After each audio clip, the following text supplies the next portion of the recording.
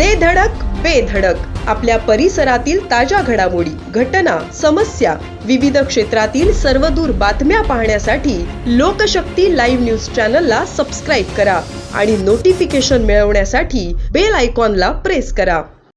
मुंबई विमानतळावरील वाढता ताण कमी करण्यासाठी डिसेंबर 2025 मध्ये उभारण्यात आलेल्या नवी मुंबई आंतरराष्ट्रीय विमानतळावर आता पहिल्यांदाच उन्हाळी वेळापत्रक लागू करण्यात येत आहे. 29 मार्च ते 24 ऑक्टोबर या कालावधीत हे वेळापत्रक लागू राहणार असून विमान सेवांमध्ये मोठ्या प्रमाणावर वाढ होणार आहे. नवीन वेळापत्रकानुसार सध्या 16 शहरांपुरती मर्यादित असलेली सेवा आता 46 शहरांपर्यंत विस्तारली जाणार आहे.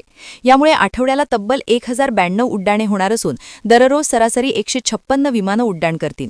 विशेष म्हणजे या विस्तारातून 30 नवीन देशांतर्गत मार्ग सुरू होणार असून देशातील व्यावसायिक, पर्यटन आणि धार्मिक केंद्रांशी विमानतळाची थेट जोडणी निर्माण होणार आहे.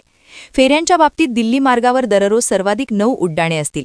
त्यानंतर गोवासाठी 7 आणि बंगळुरूसाठी 6 फेऱ्या नियोजित करण्यात आल्या आहेत. याशिवाय हैदराबाद, कोलकाता, लखनौ, वाराणसी आणि इंदोर या प्रमुख शहरांसाठीही उड्डाणे वाढवली जाणार आहेत. या कालावधीत इंडिगो, अकासा एअर आणि एअर इंडिया एक्सप्रेस या विमान कंपन्यांची सेवा उपलब्ध असणार आहे. मार्च 2026 पर्यंत दररोज केवळ 22 उड्डाणे होत असताना एप्रिलपासून त्यामध्ये मोठी वाढ होऊन अतिरिक्त 78 फेऱ्या जोडल्या जाणार आहेत.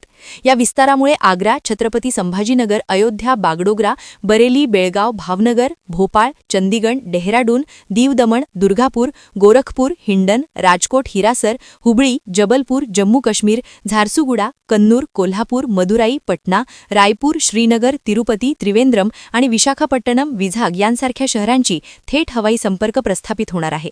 या नव्या वेळापत्रकामुळे मुंबई महानगर प्रदेशातील वाढत्या प्रवासी मागणीला मोठा दिलासा मिळणार असल्याचे मानले जात आहे. लोकशक्ती लाईव्हसाठी न्यूज ब्युरो, नवी मुंबई. अशाच सच्चाई दर्शवणाऱ्या बातम्या पाहण्यासाठी लोकशक्ती लाईव्ह न्यूज चॅनलला लाईक करा, शेअर करा आणि सबस्क्राईब करा.